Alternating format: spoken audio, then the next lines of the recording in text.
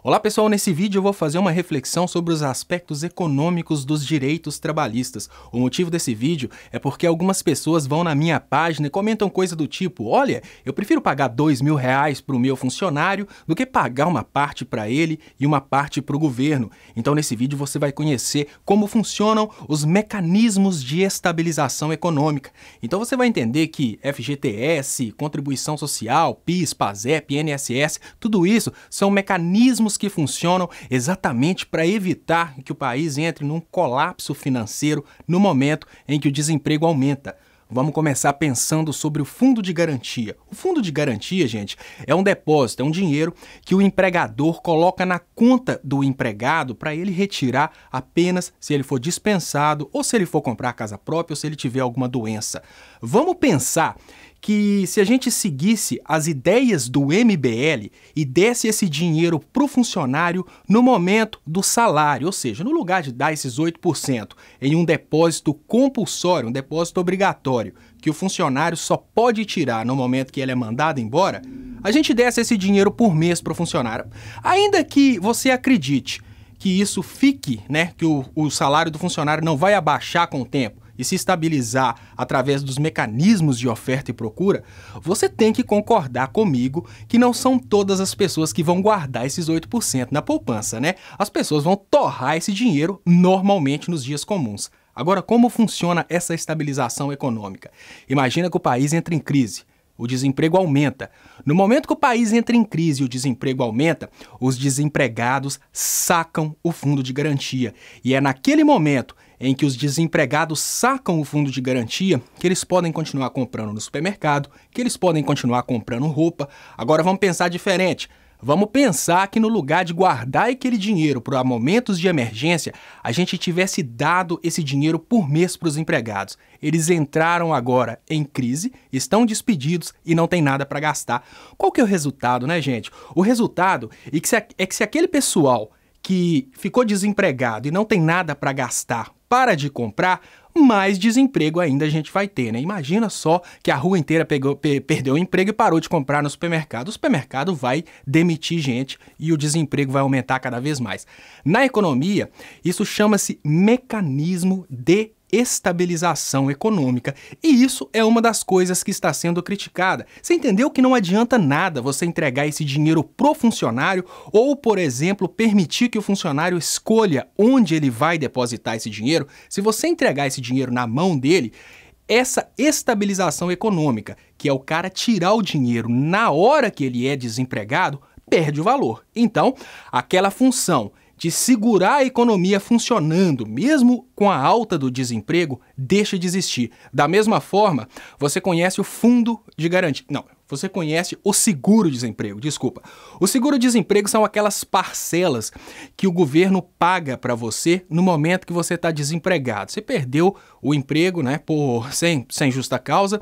Você vai lá e aplica e recebe, por exemplo, 3 parcelas, 4 parcelas, até 5 parcelas por mês, exatamente para você continuar comprando enquanto você procura o emprego.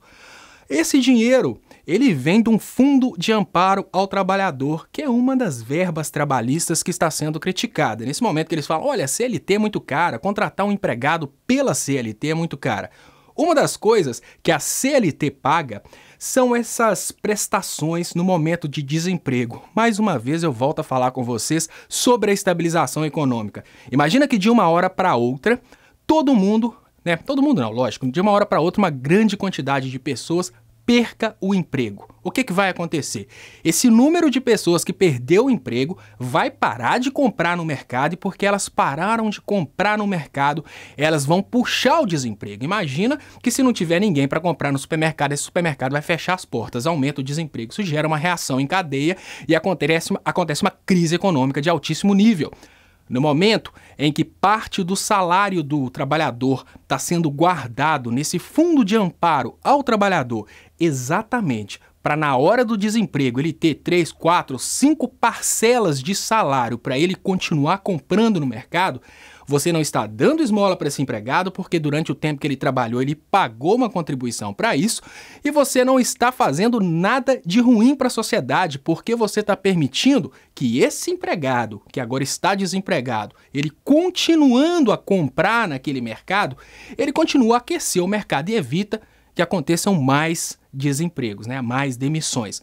Agora vamos passar para uma das outras coisas que está sendo fortemente criticada, que é o seguro social. Todo mundo imagina que você pagar por mês o INSS, você está pagando somente para aposentar. Não, gente. Uma parte desse pagamento que é criticado, que é o seguro social, ele assegura que se você sofrer uma doença do trabalho, você vai ter uma contribuição mensal porque você sofreu uma doença do trabalho, um acidente de trabalho.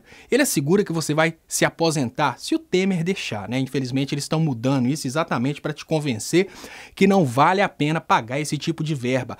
O INSS, ele tem um valor exatamente porque ele é um seguro. Se você começa a trabalhar hoje, totalmente registrado, tudo direitinho, sofre um acidente e morre, a sua família vai receber um seguro para o resto da vida, por exemplo, da sua esposa ou do seu marido, por causa da sua contribuição ao seguro social.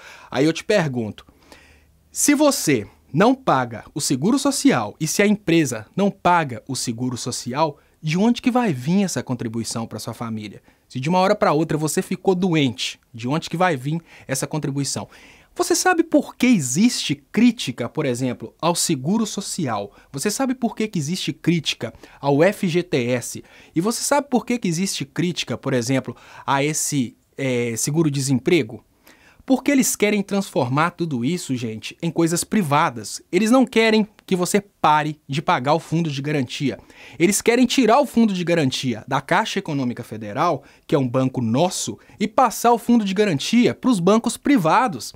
Eles querem tirar, por exemplo, o seguro social do governo e passar o seguro social para bancos privados. Eles querem tirar todas as verbas trabalhistas que eles estão criticando pela CLT, que hoje estão nas mãos do governo e são geridas pelo governo, que tem condição de emitir moeda e te pagar na hora que precisar, e passar para bancos especuladores. O que pode acontecer obviamente pode acontecer, né, desses bancos continuarem e chegar a um determinado momento em que você vai se aposentar, sua aposentadoria vai estar lá guardadinha, ou então se você sofrer um acidente e tiver um seguro privado, por exemplo, a seguradora realmente te pagar.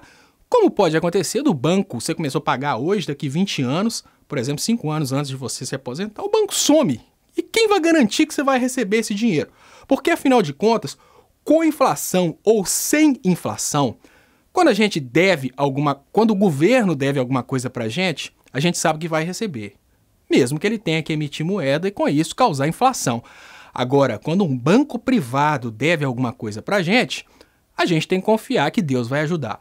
Mas enfim, essa é uma reflexão para vocês entenderem, né, como funcionam os mecanismos de estabilização econômica. É muito importante vocês entenderem que essas verbas trabalhistas, elas não são esmola para o trabalhador, elas não são esmola para o governo e elas não são essa coisa política linda que eles falam, que são direitos conquistados ao longo do tempo. Isso é uma contrapartida, gente. Da mesma forma que o empregado tem a tranquilidade que ele vai continuar comendo se ele for despedido de uma hora para outra, o nosso governo, ou seja, a nossa sociedade, tem a tranquilidade de saber que se uma determinada disruptura econômica acontecer e acontecer um índice de desemprego muito alto, a coisa não vai colapsar, porque parte do dinheiro foi guardado ao longo do tempo para ser utilizado em momentos de crise.